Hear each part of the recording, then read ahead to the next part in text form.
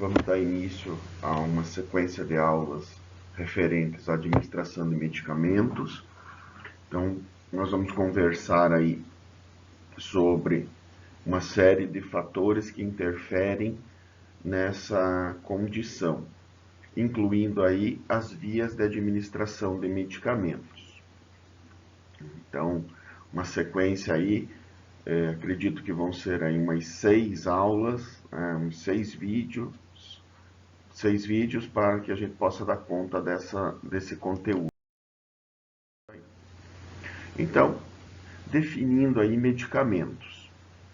Qualquer agente químico administrado no organismo que tenha aí uma função, né, que seja tanto profilática, ou seja, né, que vá proteger aí o organismo contra um agente agressor, com função de tratamento ou até com a função de auxiliar em diagnóstico. Toda substância que, ao ser administrada no organismo, faça alguma alteração funcional ou até somática, vai ser considerada uma droga. Então, a gente pode dizer que todo medicamento é uma droga. Então, essa definição, né, do fármaco, ela é, né, verídica. Então, podemos dizer que esses medicamentos são drogas que possuem um efeito profilático ou terapêutico dentro do organismo do ser humano. A quantidade do medicamento que deve ser administrada é chamada de dose. E essa dose, ela flutua aí entre a dose mínima e a dose máxima. Dose mínima é aquela quantidade mínima capaz, então, de produzir um efeito terapêutico. E a dose máxima seria, então, a maior quantidade capaz de ser administrada sem causar algum efeito indesejável. Entre o mínimo e o máximo, os valores podem, né, variar dependendo, né, do tipo de medicação. A diferença entre um medicamento e um veneno está justamente aí na dose administrada. Então, doses abaixo da dose mínima não vão trazer o efeito terapêutico que nós desejamos. Doses acima da dose máxima podem causar um processo de intoxicação no organismo, levando aí ao envenenamento. Esses medicamentos eles podem ter ação local ou ação sistêmica. Então, quando o efeito é produzido localmente, não entra na corrente sanguínea, eu tenho o que é conhecido como ação local. E se, para que esse medicamento surta o seu efeito desejado, ele precisa, então, ser absorvido, ser transportado pela corrente sanguínea e aí chegar no seu local de ação, eu vou ter uma ação sistêmica desse produto, que vai causar efeitos, né? O efeito terapêutico, que é o efeito esperado, ou seja, ele vai agir para aquilo, né, que ele está selecionado, ou o efeito pode ser colateral, que é um efeito, então, né, que é paralelo ao efeito terapêutico. Ele é um efeito que é esperado, mas ele não é desejado. Então, ele pode acontecer, mas a gente não quer que ele aconteça. E não traz maior prejuízo para o organismo. Tá? Então, ele é um efeito, né, temporário aí, que vai, além do efeito terapêutico, ter um efeito colateral. O efeito adverso já é efeito, então, nocivo.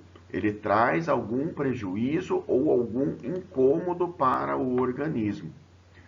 E esse efeito adverso, ele também não é nem esperado e nem desejado. Então, a gente tem que cuidar muito com efeitos adversos aí de medicações, que seriam, então, as reações desses medicamentos. E ainda nós podemos ter o efeito idiosincrásico, que é então uma manifestação contrária ao efeito terapêutico.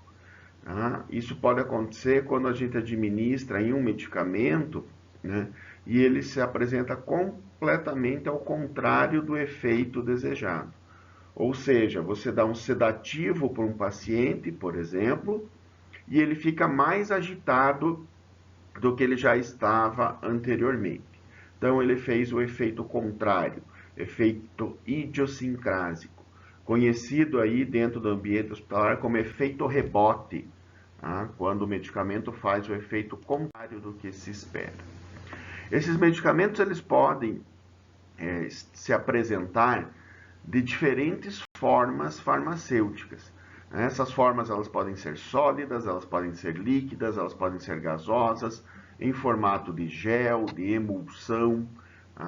Então nós vamos passar um pouquinho aqui bem rapidamente nessas formas farmacêuticas. Lembrando que vocês vão ter todo esse conteúdo muito bem aprofundado quando vocês estiverem estudando farmacologia. Aqui é só para vocês terem uma noção das formas farmacêuticas dos medicamentos. Então, os comprimidos. Medicamentos que são em pó, eles são comprimidos, eles sofrem essa compressão. Geralmente eles têm forma circular, podendo ou não ser sulcado, ter então um vinco no meio separando entre duas metades. Então esse comprimido ele vai ter o produto, o fármaco em pó, e a esse fármaco é adicionado um excipiente, uma farinha, que não vai trazer nenhum prejuízo para a ação do medicamento, para que esse comprimido ele tenha um volume maior e ele possa então ser ingerido pelo paciente. Imaginem vocês fazer um comprimido somente com 5 miligramas de um produto. Ele seria minúsculo, então precisa se adicionar esse excipiente para aumentar o volume. E o produto, o fármaco, vai ficar disperso nesse excipiente. Os medicamentos também podem ser apresentados em formas de drágeas, que são, então, grânulos da medicação envolvidas em uma camada de açúcar, queratina e um corante. Geralmente, esses produtos vão ter aí a sua liberação entérica, ou seja, vão ser liberados já no intestino para serem absorvidos. Essa camada de açúcar e queratina vai proteger esse fármaco da ação do suco gástrico. Então, a ação do suco gástrico vai agir, vai dissolver esse açúcar e queratina, e isso vai liberar o conteúdo dessa drágea já no intestino, tendo a sua absorção. Então, a gente tem aí, na imagem que vocês estão vendo, um grande exemplo de uma drágea, muito conhecida e muito utilizada aí pela população, um analgésico, a neosaldina, ela é uma drágea. Então, essa casquinha que ela vem ali, de cor marrom, é açúcar e queratina e o corante marrom. Já as pílulas, elas são pequenas drágeas, ou seja, um fármaco envolvido em açúcar, queratina e corante, porém em um tamanho diminuto, em um tamanho pequeno. Então, uma pequena drágea é uma pílula. Podemos ter também os medicamentos aí em cápsulas, que tem um invólucro de gelatina. E o conteúdo dessa cápsula pode ser sólido, semissólido, então pastoso, ou na forma líquida. Podemos ter também as pastilhas, quando se tem aí uma preparação para que esse medicamento seja dissolvido na cavidade oral. Então, o objetivo é que ele dissolva na cavidade oral e seja absorvido pelo organismo. uma pequena parte dessa pastilha vai ter absorção pela mucosa oral, mas depois, né, ao longo do trato gastrointestinal, ela vai ser absorvida, claro que a maior parte vai ser absorvida na porção intestinal. Então, o objetivo da pastilha é que ela derreta na boca e seja deglutida lentamente. Então, se você tem um medicamento em forma de pastilha, ele não deve ser mastigado e nem engolido inteiro. Podemos ter os medicamentos em formas aí de supositórios, que são, né, introduzidos por via retal. Eles vêm envoltos em uma camada de glicerina ou de gelatina, que vai se derreter, né, se dissolver pela temperatura corporal e vai liberar o conteúdo na porção intestinal. Esse conteúdo é absorvido e vai ter aí a ação, podendo ser local ou sistêmica. Medicamentos aplicados na região, né, vaginal vêm em forma de óvulos vaginais. Então, um formato ovoide, que também é envolto em glicerina ou gelatina. Essa camada se dissolve e libera o conteúdo diretamente no seu sítio de ação. Então, o óvulo vaginal vai ter uma ação local para a administração do medicamento. Nas formas líquidas, as soluções, xaropes e elixirs. A solução seria então a mistura homogênea de um líquido e um sólido. Então, quando você tem aí uma mistura homogênea. Um xarope teria então um medicamento, açúcar e água. E todo xarope deve ser administrado exclusivamente por via oral. Não existe a via parenteral. Ninguém vai injetar na corrente sanguínea ou fazer intramuscular um xarope, pelo amor de Deus. Então, xarope somente para via oral. E o elixir, ele tem uma composição muito parecida com a do xarope, só que ao invés de água, é acrescentado 20% de álcool, também administrado por via oral. Então, um medicamento, mais um açúcar, mais álcool. Elixir, ele é muito utilizado em terapias alternativas.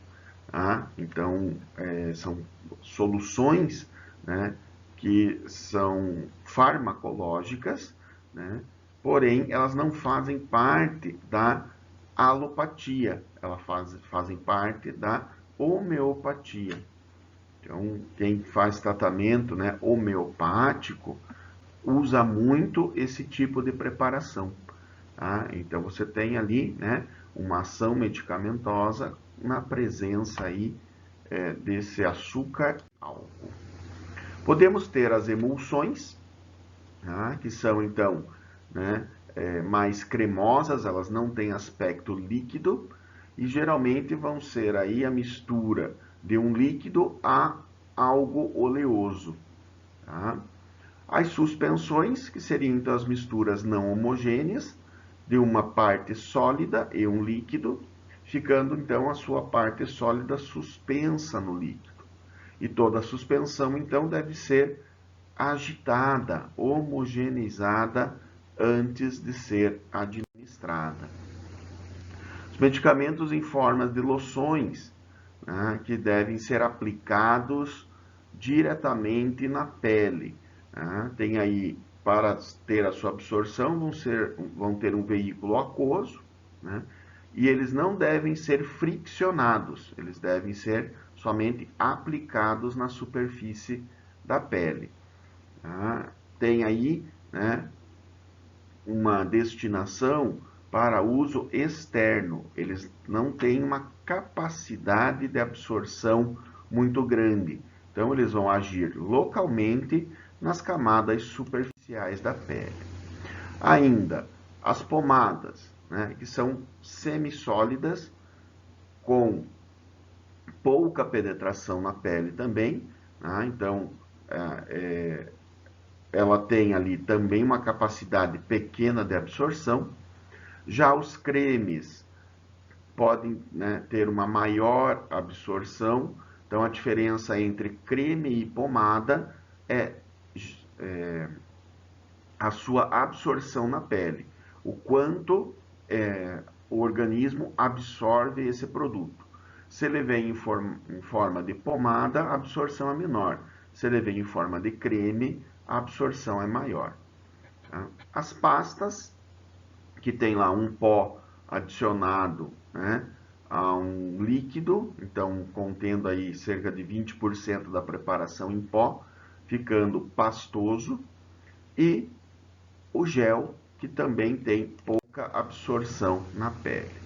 Ainda podemos fazer a administração de medicamentos de forma gasosa, usando aí, né, as substâncias voláteis.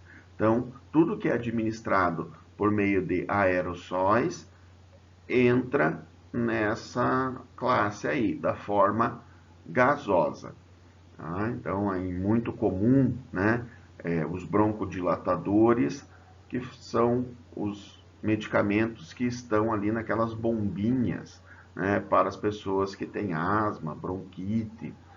Esse é um grande exemplo de medicamento sendo administrado aí na sua forma gasosa. Com relação à guarda e à conservação desses medicamentos, né, a gente sempre tem que seguir a orientação do fabricante. Então, o medicamento ele deve ser sempre guardado, né, em um ambiente seco, longe de umidade, ao abrigo de luz, e, se for a recomendação do fabricante, guardar de forma refrigerada, isso tem que acontecer. Né? Todo medicamento tem que ser transportado com seu rótulo íntegro em local seco, limpo e ao abrigo de raio solar. Né? Se tiver que conservar em geladeira, essa geladeira tem que ter controle de temperatura, e essa temperatura tem que ser medida pelo menos 2 vezes ao dia. Sempre se atentar ao prazo de validade e às recomendações específicas da medicação. Tá? Nunca, então, a gente vai administrar o medicamento fora do seu prazo de validade. Os medicamentos, né, psicotrópicos devem ter uma guarda especial, tá? De acordo aí com a rotina de cada serviço. Esses medicamentos, eles, né, têm efeito no sistema nervoso, tá? Fazendo então alteração do sistema nervoso central. Então, todo medicamento psicotrópico tem que ser controlado dentro dos ambientes de saúde, desde a sua prescrição até a administração desse medicamento. Então, todo medicamento dentro do ambiente de saúde deve ter o seu nome comercial, o seu nome genérico, né, que geralmente é o nome do sal, a dose, o fabricante, quem é o farmacêutico responsável por aquela, né, preparação, o número do registro no Ministério da Saúde, data de fabricação e validade. Então, esses são minimamente os itens que devem estar contidos no rótulo da medicação. Sempre fiquem atentos a isso. Tem que estar impresso lá no frasco. Por que isso? Porque a prescrição de medicamento é algo muito sério. Né? Então, alguns profissionais, eles têm aí, né, a habilitação para a prescrição. Tá? Os médicos, os dentistas, os enfermeiros, mediante protocolos pré-estabelecidos. Então, alguns medicamentos, né, podem ser administrados aí pelos profissionais enfermeiros. E essa prescrição é um documento. Então, ela tem que ter aí data, nome e registro do paciente, né, porque ela é individual. Qual é o medicamento prescrito? Qual é a dose que está sendo prescrita? Qual é o intervalo de dose, ou seja, de quanto em quanto tempo esse paciente vai ingerir essa medicação? Qual é a via de administração desse medicamento? Se ele tem alguma recomendação especial, deve estar escrito nessa prescrição, né? Então, tomar, ingerir após o almoço, tomar em jejum, tem que estar escrito no receituário, na prescrição desse medicamento, né? Dentro dos ambientes hospitalares, essa prescrição ela vai ter validade de 24 horas, devendo então ser novamente prescrita para o paciente. Se você não realizar a prescrição, no dia seguinte o paciente não recebe a medicação. Então o paciente ele tem que ser avaliado diariamente e prescrito diariamente dentro do ambiente hospitalar. Se o médico não prescreve, ele não recebe medicação. Dentro do ambiente hospitalar, até a dieta do paciente é uma prescrição médica. Então, é de responsabilidade do profissional médico prescrever a alimentação, a dieta que o paciente vai receber. Se você não prescrever, o paciente não come. E daí ele vai ficar num mau humor danado, você vai ver a hora que você passar a visita. Tá? Então, se atentem a isso. Prescrição diária dentro do ambiente hospitalar. O artigo 39, lá no capítulo 3 do Código de Ética Médica, quando fala da responsabilidade profissional, diz que é vedado ao médico receitar ou atestar de forma secreta ou ilegível, assim como assinar em branco folha de receituário, laudo, atestos ou quaisquer outros documentos médicos. Então, observem que vocês não podem, né, preencher, assinar nada em branco, carimbar e assinar nada em branco. Tá? Então, muito cuidado, né, quando estiver prescrevendo algo dentro do ambiente hospitalar. Muito cuidado, muito zelo com o seu carimbo, porque problemas podem acontecer. Tá? Então, sempre, né, só vai prescrever para aquele paciente que você examinou, que você avaliou e vai tomar a sua conduta. Né? Não vai prescrever nada porque ele está te pedindo ou porque alguém te pediu. Tá? Prescrição sempre escrita, nunca, né, prescrição verbal. Tá? Ela não tem validade.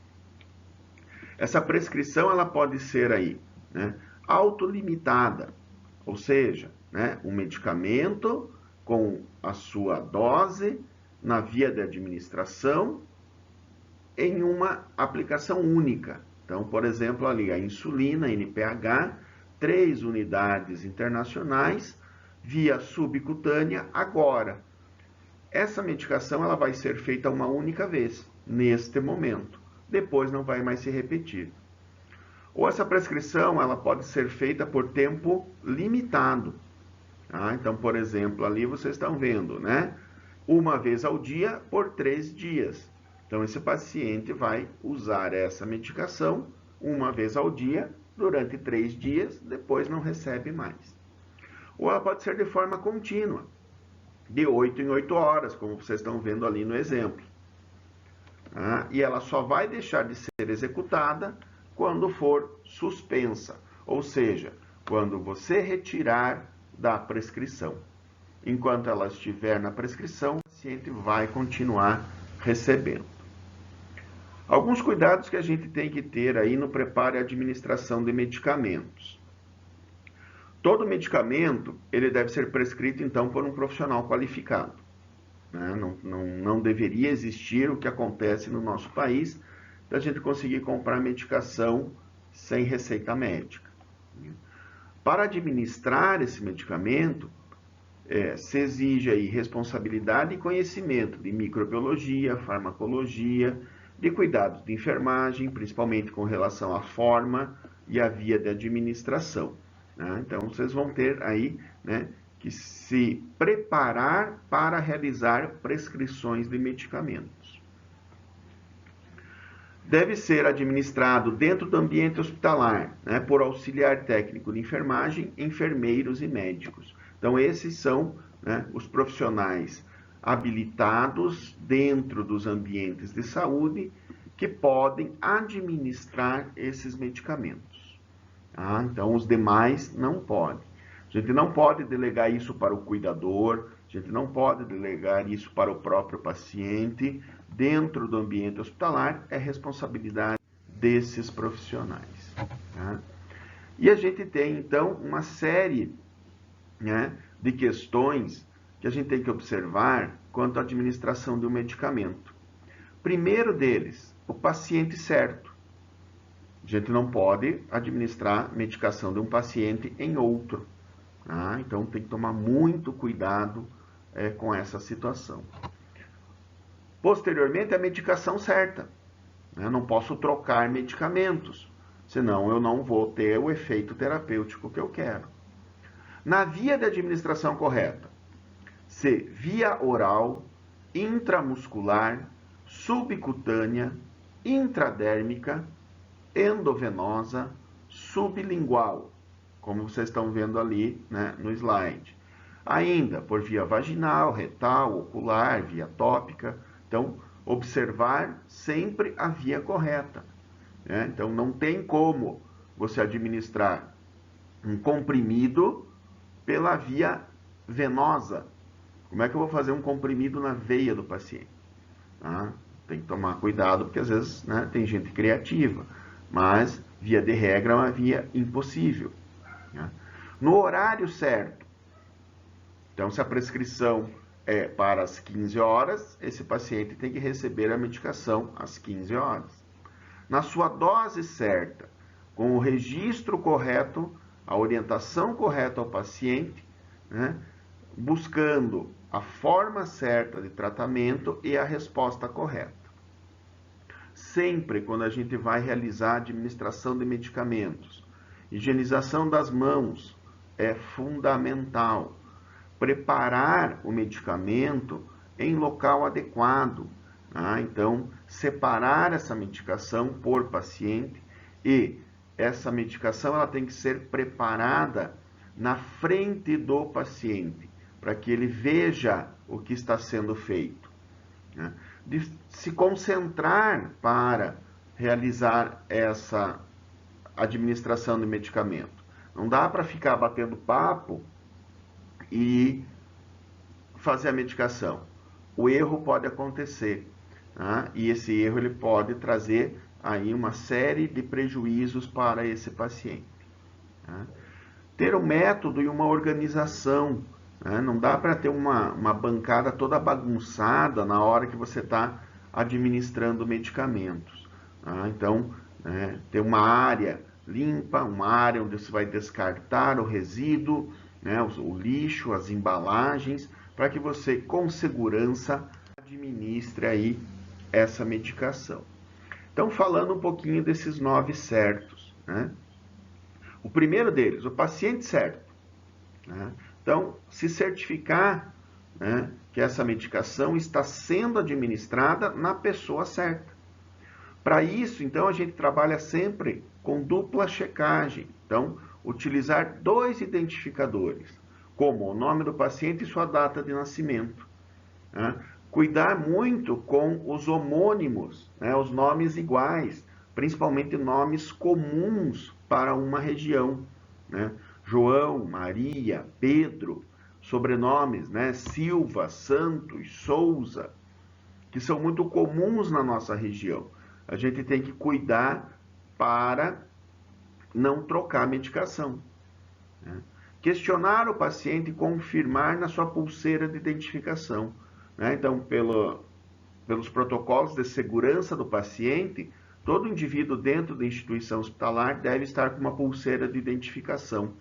E esta pulseira tem que ser observada antes de administrar o medicamento.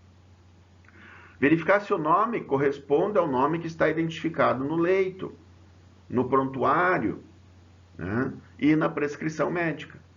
Né? Então, se você prescreveu, você mesmo vai administrar, você tem que se certificar que é aquele paciente. Evitar, né, dentro do possível, que tenha 2 pessoas com nomes similares na mesma enfermaria. Então, às vezes, você é o responsável por esses 2 pacientes.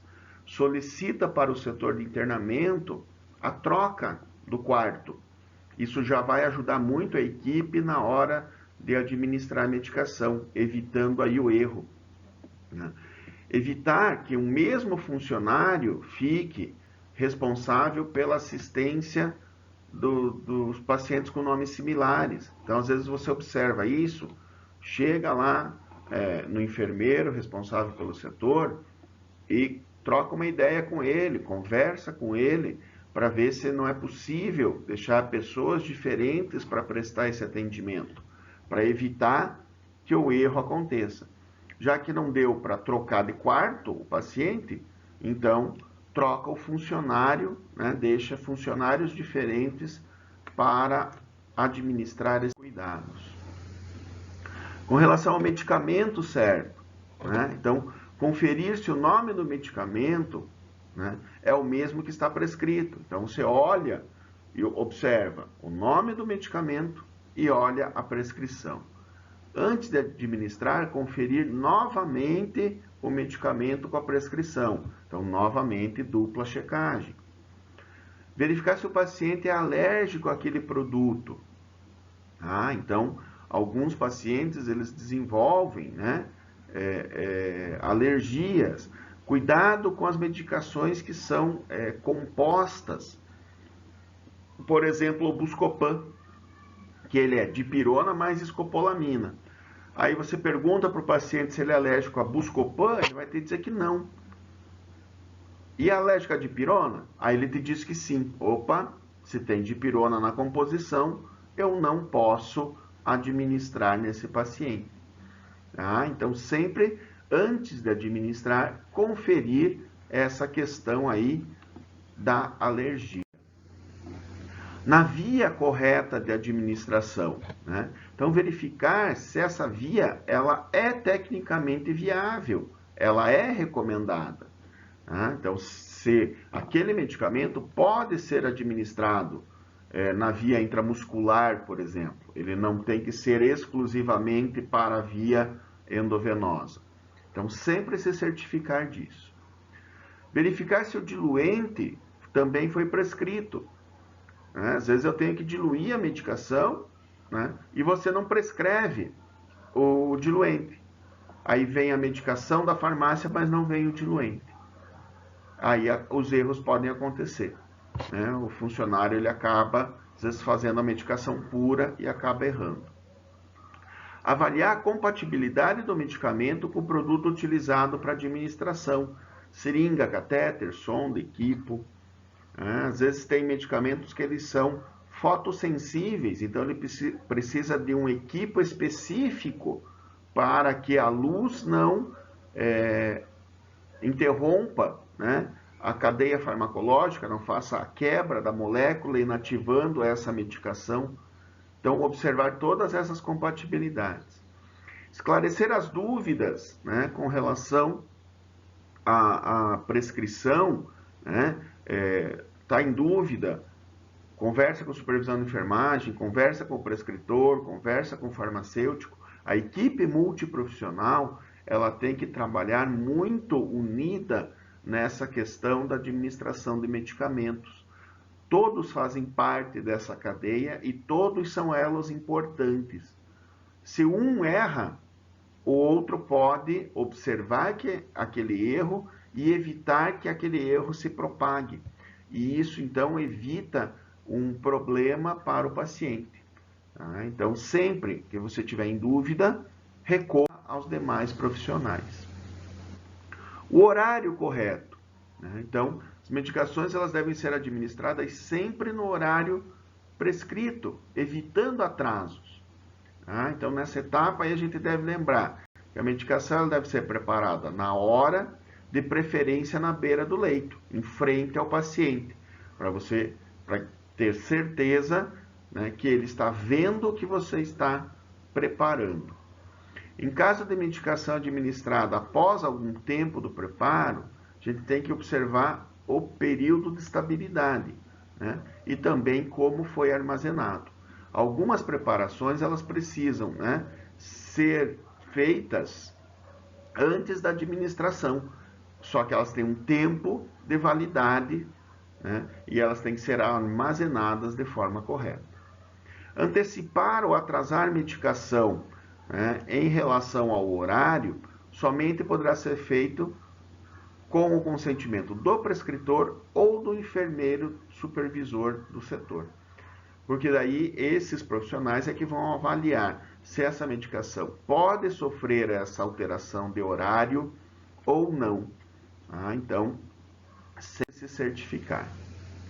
Quando a gente fala aí da dose, a gente tem então que conferir corretamente a dose prescrita. E isso é crucial, porque uma vírgula fora do lugar pode trazer um erro e uma consequência fatal para o paciente. Ao invés de 0,1, você administrar 10. Ao invés de miligramas, você administrar gramas. Isso faz muita diferença na hora da prescrição. Então, verificar se a unidade de medida é correta e ela é precisa. Então, evitar prescrições aí com medidas imprecisas. Uma colher de chá, uma colher de sopa. Esses utensílios, eles não são padrão, eles têm tamanhos diferentes. Então, a gente evita esse tipo de preparação. Conferir velocidade de gotejamento. Então, sempre, na hora que você está prescrevendo, você vai prescrever um tempo para que essa infusão seja administrada. E isso tem que estar, tem que ser conferido na hora que está sendo administrado. Então, o gotejamento vai estar compatível com o tempo que deve durar a infusão. Realizar dupla checagem do cálculo para o preparo e programações de bombas de administração. Então, sempre, se tiver na dúvida, recorra a um outro profissional para realizar essa dupla checagem.